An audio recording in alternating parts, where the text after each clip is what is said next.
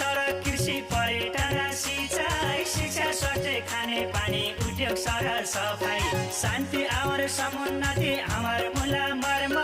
जनता के सेवा करबै एमालेकै